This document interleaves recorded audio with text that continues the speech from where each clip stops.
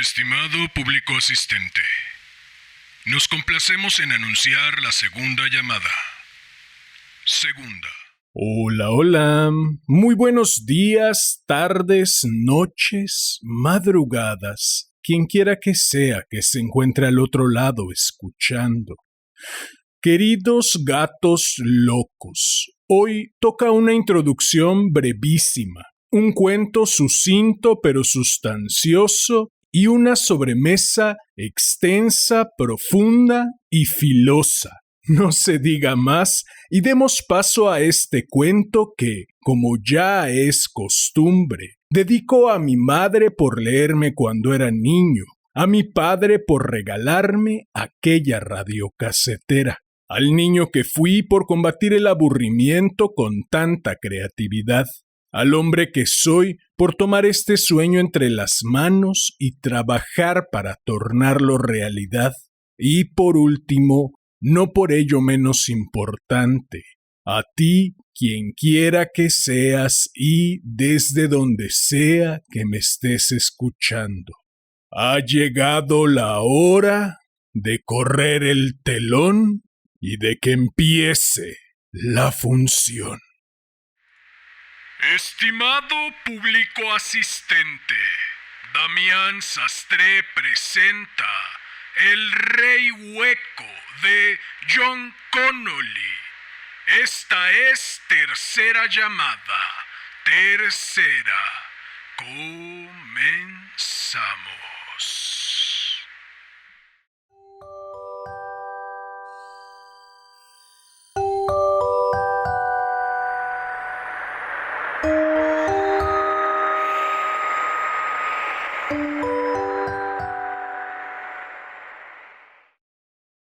Érase una vez, en una isla lejana, un rey y una reina de gran renombre, admirados tanto por la devoción mutua que se profesaban como por la sabiduría y misericordia de su reinado.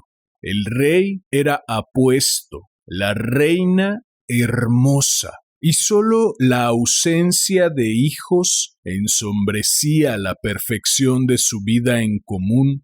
Para compensar dicha ausencia, vivían entregados a su amor que los consumía en cuerpo y alma. Tras muchos años de paz, les llegaron rumores de una amenaza procedente del norte. Una densa neblina se había extendido sobre el reino, envolviendo granjas, aldeas y ciudades enteras. Nada de lo que cubría lograba sobrevivir y nada de lo que se adentraba en ella lograba salir con vida. La gente huía despavorida antes de su llegada y el reguero de refugiados se fue convirtiendo en un torrente, todos en busca de refugio en la fortaleza emplazada junto al mar. Sin embargo, al alcanzarla descubrían que ya no quedaba ningún lugar al que huir y que debían dar la vuelta y enfrentarse al ser que los perseguía. Los que consiguieron llegar le hablaron al rey de extrañas bestias vislumbradas entre la neblina. Criaturas con mandíbulas en el abdomen, mujeres con cuerpo de serpiente y hombres bicéfalos que cabalgaban a lomos de dragones sin alas. El rey los escuchó y sintió temor. Envió a exploradores a los confines septentrionales de su reino para que lo avisaran cuando se aproximara la neblina, pero ninguno regresó. Y algún tiempo después, desde las almenas de su castillo construido junto al mar, vio que los primeros zarcillos grises invadían los bosques lejanos. En pocas horas, su reino desapareció. Algunos de sus súbditos intentaron llegar en barco a otras tierras, pero la neblina también cubría el mar y ninguno logró librarse de ella. Todos murieron sin que nadie lo viera. Sin embargo, Las tinieblas no descendieron sobre el castillo, y la planicie situada entre los muros y el bosque permaneció despejada y visible. Pero aquella tregua no les deparó consuelo, porque desde la niebla blanca llegaban rugidos y aullidos extraños, así como los gritos de aquellos que no habían podido huir a tiempo para resguardarse tras los muros del castillo. El rey oyó cómo le pedían ayuda y sus gritos se fueron intensificando a medida que aumentaba su sufrimiento hasta que uno a uno fueron silenciados por la clemencia de la muerte. El rey no podía permanecer impasible más tiempo. Llamó a sus caballeros y a su infantería. Armó a todos los habitantes de su reino capaces de combatir y se preparó para librar batalla. La reina no intentó detenerlo y habría partido con él si se lo hubiera permitido. Le pidió que cuidara de los que se quedaban y que reinara en su ausencia. Ella le dio un único beso y dijo: «No descansaré hasta que volváis y no lloraré hasta entonces, porque no pienso derramar lágrimas de tristeza por vos». Desde la almena más alta, la reina vio cómo el rey se adentraba con su ejército de más de 1000 hombres en la niebla, hasta que todos desaparecieron. En los días posteriores llegaron sonidos del lejano combate, de trompetas que llamaban a la contienda y armas que entrechocaban. Y después se hizo un silencio que continuó durante 1 mes y 1 día, hasta que por fin la neblina empezó a retroceder. Un jinete salió del bosque, que quedaba a la vista de nuevo, y la reina vio aproximarse a su rey. Le abrieron las puertas y todos lo aclamaron, aunque no era ni sombra del hombre que había sido. Llegó pálido y demacrado, a lomos de un caballo escuálido de carnes chamuscadas y abiertas, con los ojos desorbitados por el terror. Cuando ayudaron al rey a descabalgar, el pobre animal cayó muerto al suelo. La reina condujo al rey hasta sus aposentos y le quitó los restos de la ensangrentada armadura. Le lavó las heridas y al verlo de pie, desnudo y vulnerable ante ella, derramó una única lágrima. El rey se la enjugó de la mejilla a besos y se la bebió, y parte de la antigua vivacidad asomó de nuevo a sus ojos. A partir de entonces fue recuperando las fuerzas y empezó a parecerse al hombre que había sido, pero dejó de hablar. Era como si el silencio que se abatió sobre su ejército después de la batalla lo hubiera contagiado de algún modo, enmudeciéndolo. El rey continuó reinando como antes, aunque ahora mediante gestos y palabras escritas, y cada noche se tendía junto a la reina en el lecho de ésta. Pero la neblina no había desaparecido, solo se había retirado a los confines más alejados del reino.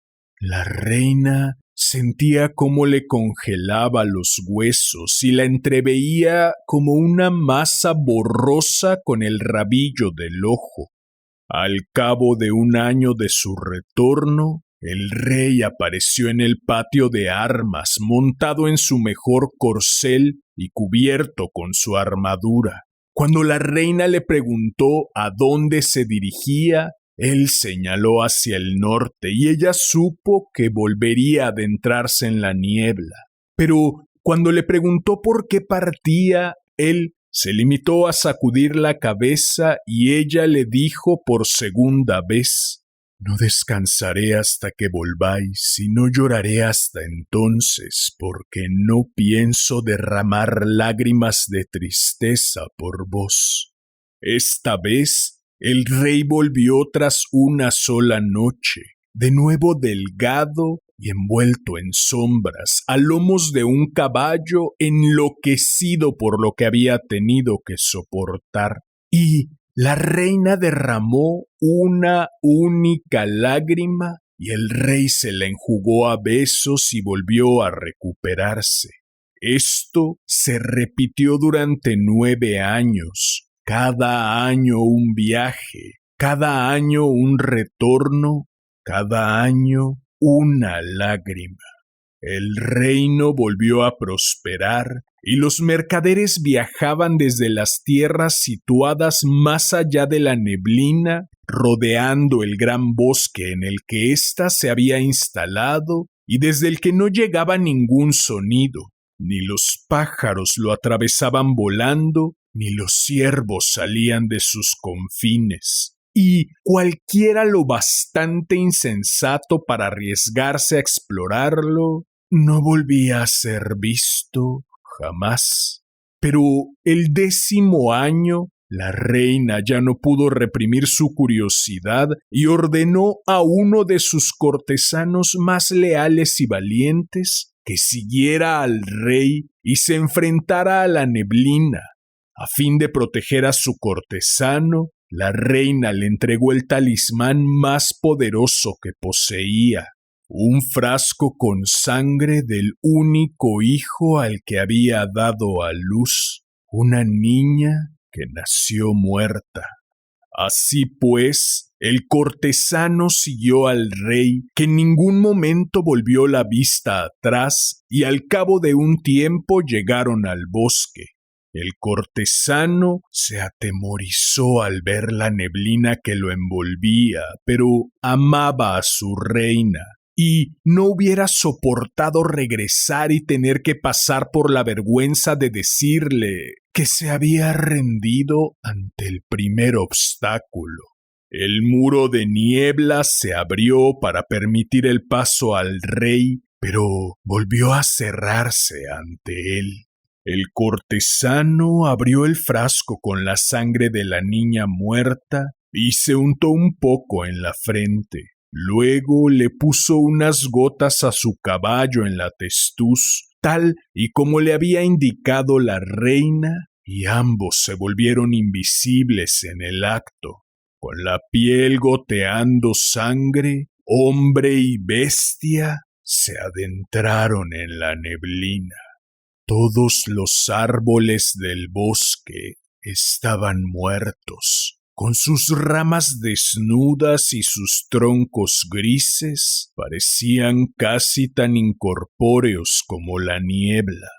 El cortesano solo alcanzaba a ver lo que tenía delante, pero consiguió seguir el camino abierto por el rey. Descubrió huesos humanos esparcidos en montones tan altos que parecían ventisqueros. Pasó junto a los restos de un gigante bicéfalo, clavado con una lanza en el tronco partido de un gran roble, y junto al caparazón reseco de una criatura con torso de mujer y patas de araña, con un hacha hundida en la espalda. Y lo que era aún peor, divisó rasgos humanos en los troncos de los árboles, y creyó que eran sombras que oscilaban sobre la corteza, hasta que al acercarse descubrió que se trataba de las cabezas arrugadas de hombres a los que había conocido en vida. Caballeros, escuderos, soldados, arrancadas de los cadáveres y clavadas a la madera, pero ni vio ni oyó ninguna señal de vida. Por fin llegó al extremo de un claro en cuyo centro se hallaba el rey, Allí la neblina era menos densa, pero el cortesano creyó ver figuras que se formaban y desaparecían entre las nubes, y entonces se oyó un susurro a su alrededor. «Aclamad todos al rey hueco». El rey desmontó y se acercó al cuerpo de un hombre despellejado que colgaba de la gruesa rama de un sicomoro. La carne se le pudría lentamente y las costillas se le veían a través de los agujeros del pecho. Solo el casco ornamentado que le cubría la cabeza ofrecía algún indicio de su identidad, porque llevaba la insignia real. Ante la mirada del cortesano, el rey se despojó primero de las botas, luego de la ropa y finalmente de la piel y la carne. Las dos mitades se desprendieron como la membrana de una serpiente.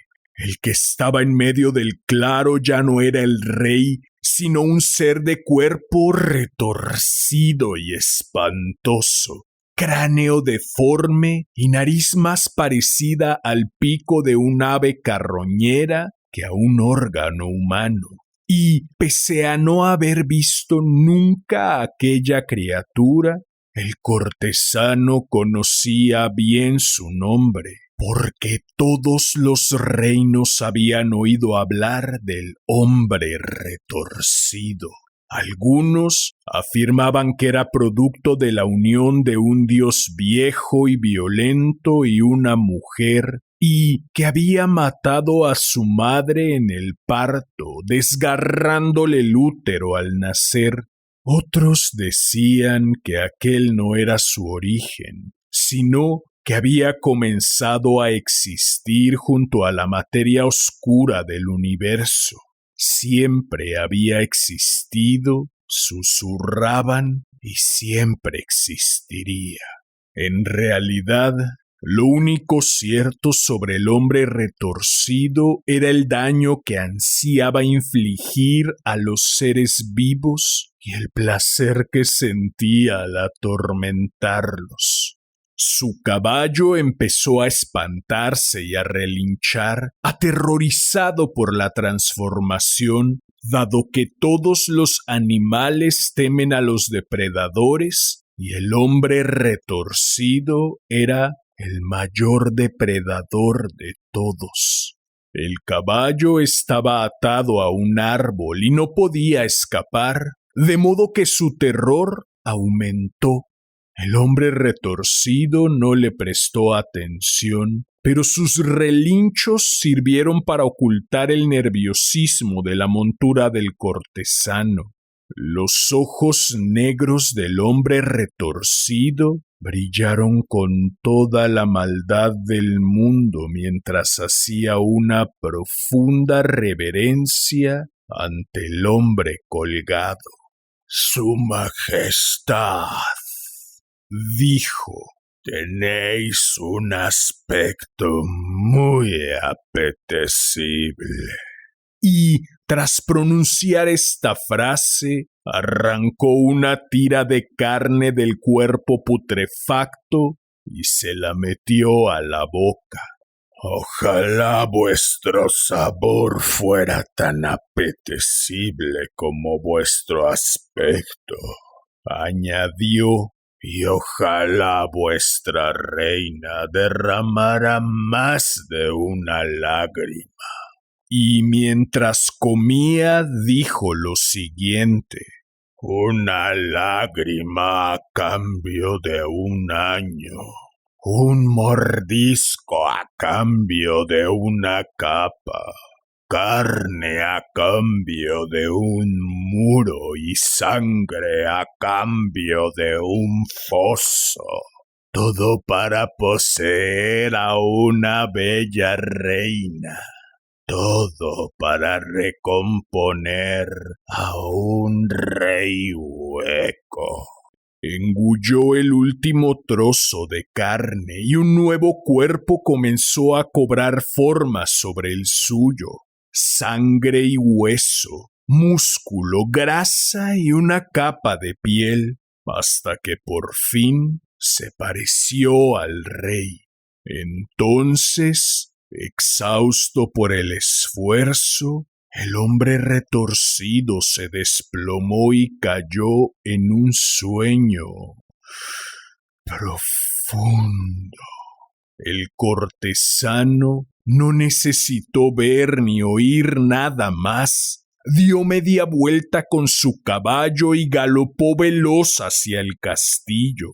Cuando le abrieron las puertas, la reina aún dormía, pero había ordenado que la despertaran nada más llegar el cortesano. Entró solo en los aposentos de la reina y le contó lo que había presenciado. Cuando el cortesano acabó de hablar, la reina le indicó que la esperara en una antesala y que no hablara con nadie. Se acercó a la ventana y permaneció allí en silencio, sin abandonar su vela hasta divisar a lo lejos una silueta a caballo. Solo entonces mandó llamar a su cortesano y cuando éste se arrodillaba frente a ella, la reina sacó una daga de la manga y lo apuñaló a través de la oreja derecha, matándolo en el acto. A continuación, la reina se rasgó el vestido y pidió ayuda a voces a la guardia, asegurando que el cortesano la había atacado y mientras tanto el rey hueco continuaba acercándose. Sé que esto es cierto. Hay quienes prefieren las esperanzas vanas al dolor verdadero, quienes antes gozarían del amor simulado que de la soledad real. Puede que la reina se encontrara entre ellos, pero ¿quién sabe qué clase de locura puede provocar en nosotros el profundo pesar? ¿Quién conoce las infinitas maneras en que puede romperse un corazón?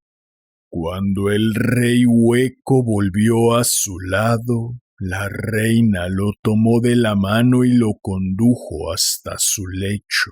Y mientras él la abrazaba, ella no dejó de llorar.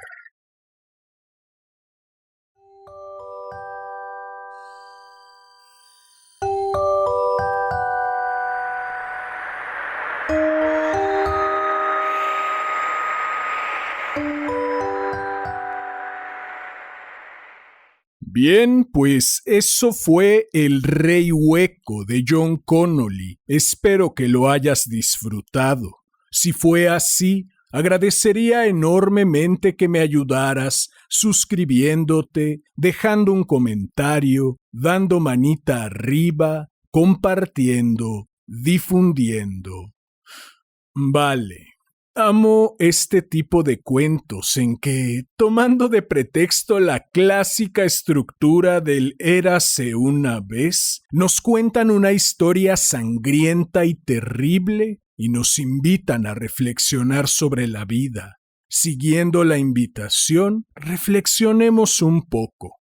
No sé ustedes, pero yo, desde el momento en que el autor dice para compensar dicha ausencia, vivían entregados a su amor que los consumía en cuerpo y alma, supe que esto, cuando menos acabaría mal. La vida me ha enseñado, siempre de mala gana, y se ha empeñado en repetir la lección cada vez que oso olvidarla, que las entregas sin límites son receta segura para la tragedia.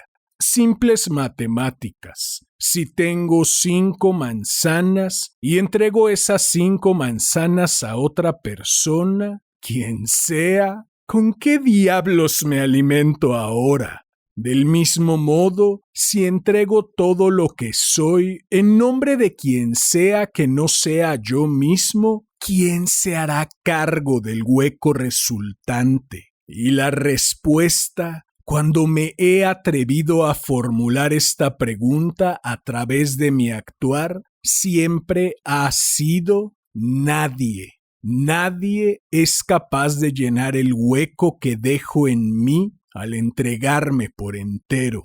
Pero la tragedia no termina ahí, porque los huecos voraces solo son la semilla de una bestia aún más voraz, la dependencia emocional. Si yo no puedo ser mi propia y principal fuente de sentido de vida, entonces estoy condenado a buscarlo allá afuera. Nadie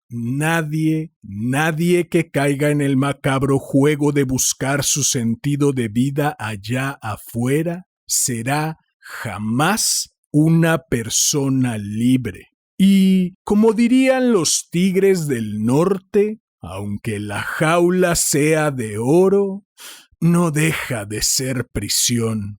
Así, solo de principio, el rey y la reina se encuentran encerrados en una jaula de oro. Solo es cuestión de tiempo para que acaben pagando las terribles consecuencias. El tiempo pasa y por alguna razón inentendible para nosotros como lectores, pero necesaria para la trama, sobre el reino se derrama la tragedia. El rey, siendo tal, no puede quedarse indiferente ante lo que le está ocurriendo a su reino, porque ¿de qué sirve un reino si no queda nadie a quien reinar? Así, el reino es parte también de su sentido de vida. Una vez más, un sentido de vida completamente ajeno a él. Y en un intento por defender el reino y seguramente por asegurar la vida de su amada reina, el rey decide encarar la tragedia. La reina, por su parte, decide condenarse a sí misma. Según sus propias palabras, no descansará hasta que el rey vuelva y no llorará hasta entonces porque no piensa derramar lágrimas de tristeza por él.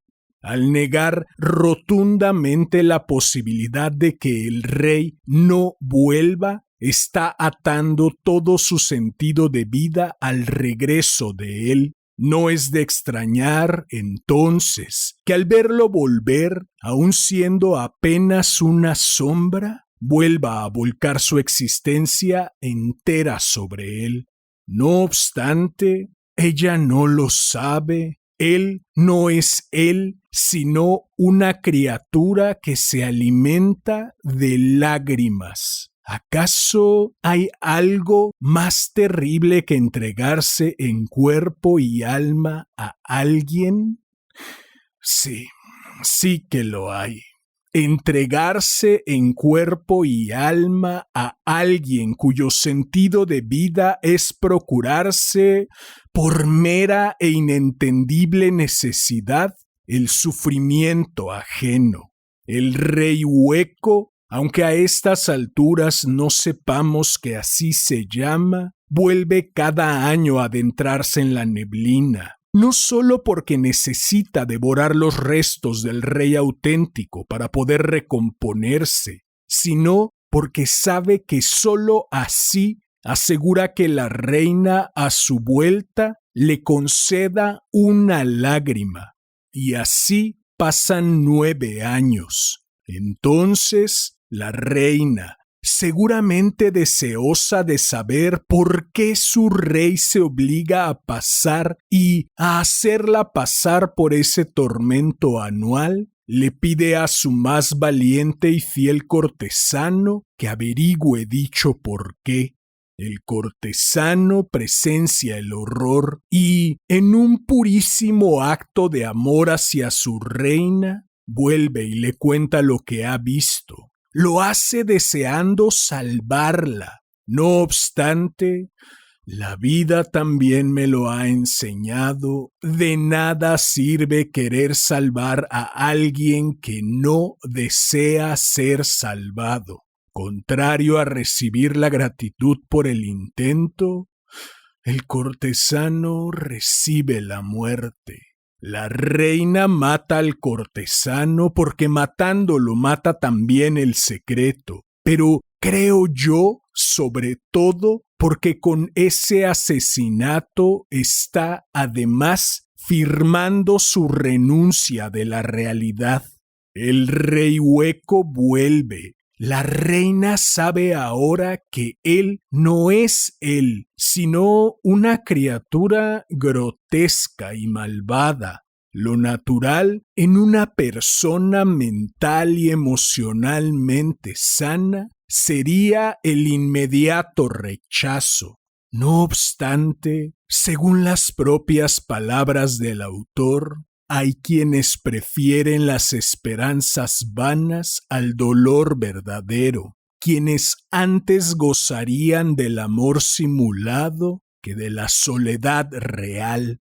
La reina lo toma de la mano, lo conduce a su lecho y mientras él la abraza, ella decide entregarle todas las lágrimas que ha callado y aún más. Si bien es cierto, muchas veces llorar es lo mejor que podemos hacer por mera salud mental y emocional, en este particular caso no lo es. Sin importar de momento el por qué o para qué de las lágrimas de la reina, centraremos nuestra atención en las consecuencias de las mismas, aceptando el precio que, sin decírselo directamente, el rey hueco pone a su permanencia, es decir, las lágrimas, la reina acepta, sin decirlo tampoco, sufrir tanto como sea necesario con tal de mantener a su lado a ese símil del hombre que algún día la amó y que fue amado por ella.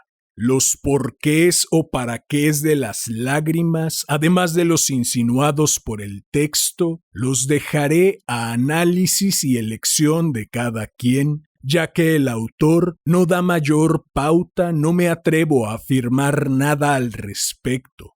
Aún así, compartiré mis posibles respuestas solo como eso, posibles respuestas. Yo creo que la reina llora, claro, por la muerte de su rey. Llora por la incapacidad de dejarlo ir, aun sabiendo que jamás volverá. Llora, quizá la respuesta más obvia, para evitar que el rey hueco tenga que irse de nuevo cada año. Llora porque se sabe incapaz de renunciar a lo que conoce, aunque ahora sea solo una simulación. Y también porque se sabe incapaz de emprender una nueva vida ya sin su rey. Siempre dejar de ser quien se fue es algo verdaderamente aterrador, pero más aterrador es, creo yo, permanecer aferrado a la idea de volver a ser lo que se fue, aun sabiendo que es imposible, y además pagando dicha permanencia con dolor. El camino, aunque doloroso y aterrador que se debería recorrer, es el de renunciar a aquella persona que ya no está, aunque algunas veces permanezca a nuestro lado, pero, sobre todo, renunciar a quienes éramos o somos en relación con esa persona. Claro está, ese tipo de renuncia nunca es fácil y en un contexto de dependencia emocional lo es aún menos. Retomando las simples matemáticas, si tengo 5 manzanas y entrego esas 5 manzanas a otra persona, quien sea, ¿con qué diablos me alimento ahora? Las entregas totales pueden no parecer tan trágicas cuando la persona a la que nos entregamos permanece a nuestro lado y nos reditúa, aunque sea pinchemente. No obstante, cuando la persona decide tomar sus maletas y marcharse, o cuando somos nosotros los que decidimos que es momento de tomar las nuestras y hacer lo propio, entonces, y solo entonces, la verdadera tragedia muestra sus afilados colmillos. Lo dimos todo, todo, todo y más. Ahora, muy para infortunio nuestro, no nos queda nada. Lo dije al inicio, lo repito, condimento y cierro. Las entregas sin límite, piedra angular de todo cuento de hadas, de esos que empiezan con «érase una vez» y terminan con «y vivieron felices por siempre jamás», mismos que han modelado por tantos y tantos años los ideales de amor romántico, son siempre, siempre, siempre receta segura para la tragedia. Si te gustan este tipo de cuentos y te gustó el análisis del mismo, te invito a escuchar el capítulo 41, Ceril y el viajero, de Adam Troy Castro, y el capítulo 61, El pescador y su esposa, según Philip Pullman. Si deseas conocer otras recetas seguras para la tragedia, si deseas hacerme saber tu opinión acerca de esta nave de los gatos locos, si deseas estar al tanto del contenido que publico o si deseas sugerir un cuento o una pluma nueva para cualquiera de las dos secciones de este hermoso, sensual y exquisito podcast. Puedes buscarme en Facebook como Damián Sastre, en Instagram como @casidiario de un loco, en YouTube como Damián Sastre presenta, Casi Diario de un Loco o Damián Sastre presenta, Déjame leerte un cuento. Si llegaste hasta aquí, como ya es costumbre, agradezco inconmensurablemente tu valiosísimo tiempo. Recibe un enorme abrazo. Ten una excelente vida y hasta la próxima.